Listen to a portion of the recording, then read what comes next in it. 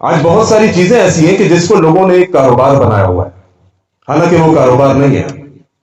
لیکن رزق روزی اللہ رب العالمین نے رکھی ہے. جس طرح اسکولز کا نظام، یہ کاروبار میں نہیں سمجھتا کہ اسکولز، تعلیم، ایجوکیشن یہ کاروبار نہیں ہونا چاہیے.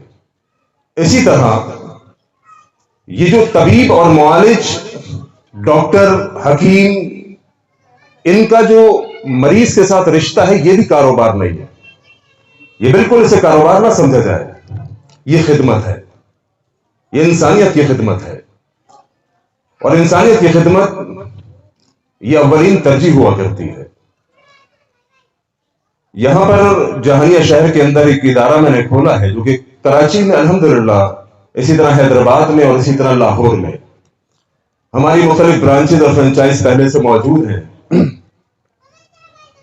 ہمارا ایک اپنا برانڈ ہے نیکٹر ہنی کا، خالص شہد کا، اس کے حوالے سے بھی، اور اسی طرح روحانی و طبی علاج کا انتظامہ سینٹر، اس کے حوالے سے بھی. اسی کی طرح ایک قدم ہم نے شہر جہانیہ کے اندر بھی اٹھایا ہے. اور یقیناً اگر آپ احباب کا تعاون رہا تو جلد یہ کام، جو کہ در حقیقت طب نبی صلی اللہ علیہ وسلم سے تعلق رکھتا ہے، پورے شہر کے اندر جلد روشناس ہوگا. لوگوں نے علاج کے لیے بہت سارے طریقہ کار کو اپنایا ہے، اور یقیناً جس کا جہاں دل مطمئن ہوتا ہے اس نے وہ طریقہ علاج اپنے لیے پسند کیا ہے.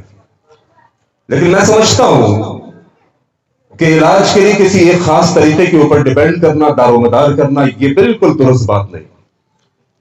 اسی لیے علاج کے جو 3 معروف طریقے میں نے اختیار کیے ہیں، ان کا تھوڑا سا انٹروڈکشن آپ کو دے دیتا ہوں. جس میں نمبر 1 ہے روحانی علاج.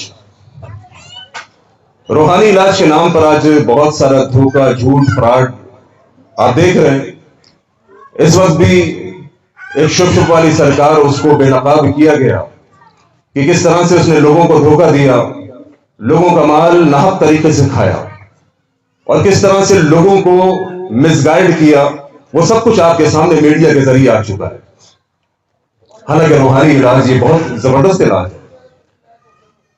اللہ کے نبی علیہ الصلوۃ والسلام نے کیا، صحابہ کرام نے کیا، اور یقین کیجئے اس روحانی علاج کے ذریعے سے بہت سارے مریضوں کو شفا یاب ہوئے. 1 2 4 نہیں. شیخ توفیق الرحمان صاحب کا میں کلپ سن رہا تھا، سعودیہ میں ہوتے ہیں. فرمانے لگے کہ ایک مریض تھا، اور وہ مریض ان کی اپنی بیٹی تھی. کہنے لگے میری بیٹی کو دل میں سوراخ ہوا، تو سوراخ کی وجہ سے میں اس کو جدہ اسپتال لے کر گیا. ڈاکٹروں نے کہا کہ آپ کی بیٹی کے دل میں سوراخ ہے اور اس کا آپریشن ہوگا. کہنے لگے ڈاکٹرز نے 1 مہینے کا مجھے ٹائم دیا کہ 1 مہینے کے بعد اس بچی کو آپریشن کیا جائے گا. کہنے لگا چونکہ آپریشن کی ڈیٹ 1 مہینے کی مل چکی تھی، لہٰذا میں نے اس 1 مہینے کا انتظار کیا. اور اس انتظار کے بیچ میں کہتے ہیں کہ جب بھی میں اپنی بیٹی کے پاس بیٹھتا، اچھا 2 باتیں یاد رکھی گئی. ایک تو وہ باپ، خود باپ تھے، اور دوسرا بہت بڑے روحانی معالج تھے، عالم دین تھے. فرماتے ہیں کہ جب بھی میں اپنی بیٹی کے پاس بیٹھتا، اپنی بیٹی کو سورہ فاتحہ پڑھ کے دم کرتا. اچھا آپ کے سورہ فاتحہ کو معمولی سورت سمجھتے ہیں، اللہ کی قسم سورہ فاتحہ میں شفا ہے.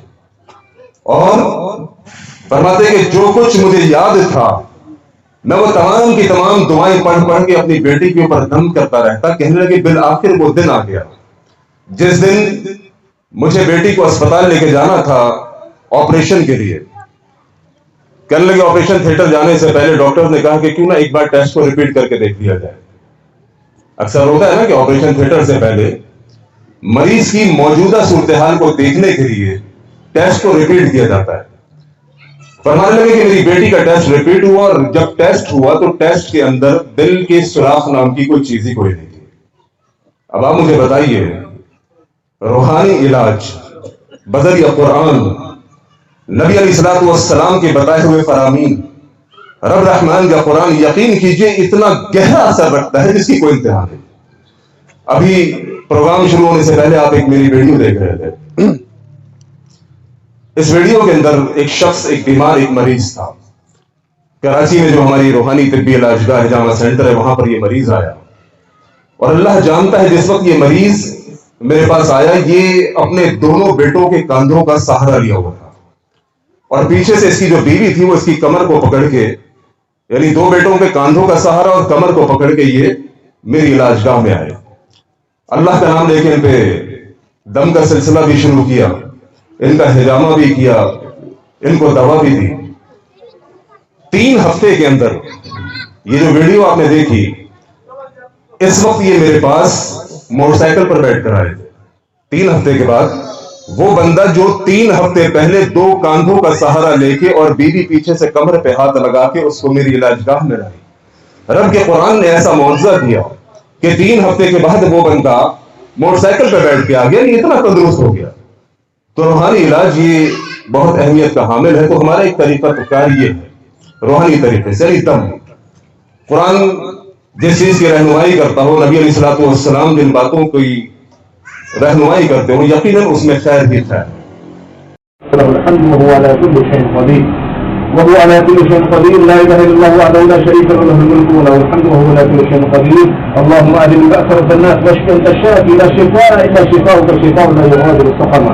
اللهم اهل البأس رب الناس واشف انت الشافي لا شفاء الا شفاؤك شفاء لا يغادر سقما. اللهم اهل البأس رب الناس واشف انت الشافي لا شفاء الا شفاؤك شفاء لا يغادر سقما. السلام علیکم. یہ ایک مریض ہیں حکیم مولانا زبیر عباسی صاحب کے. ان کے کیا مسئلے مسائل تھے اور کتنی بہتری آئی, تو اس معاملے میں ان کے بیٹے سے بات کریں گے. السلام علیکم. وعلیکم السلام. سر آپ کا نام؟ ذیشان. ذیشان بھائی, چلے میرے ہم نام ہے آپ. جی سر. سر ان کے کیا مسئلے مسائل تھے آپ کے والد صاحب کے؟ والد صاحب کا ہمارے ایکسیڈنٹ ہوا تھا تقریباً 30-35 سال پہلے. تو اس کے جو سائیڈ افیکٹ ہے نا, دماغ کی چوٹ آئی تھی, تو اس کے سائیڈ افیکٹ اب اپیئرڈ ہو رہے تھے وہ. تو ہم ڈاکٹرز کو, حکیم کو دکھا کے وہ ہو گئے تھے, یعنی کہ تو کسی نے بتایا تھا حکیم صاحب کا, تو ہم ایک دفعہ لے کر آئے, تو انہوں نے دم کیا پانی پہ اور رائل جیلی کے نام سے ایک شہد دیا, ایک کیپسول دیا. تو ایک ہی دفعہ میں ایسا ہو گیا کہ جتنی بھی ہماری بہنیں وغیرہ ملنے آ رہی تھیں, تو یعنی کہ ایک معجزہ نہیں ہوتا, وہ اپیئر ہوا ہے ایسا. ورنہ ان کو پکڑ کے لے کر آنا پڑتا تھا. مجھے پہلی دفعہ میں آیا تھا تو بالکل نا, حکیم صاحب کو بھی معلوم ہے, میں اور میرا چھوٹا بھائی ان کو پکڑ کے لے کر آئے تھے کلینک میں. اتنی کمزوری تھی, اتنے وہ تھے, لیکن الحمدللہ بڑا اللہ کا شکر ہے, جتنا شکر ادا کریں اللہ کا کام ہے.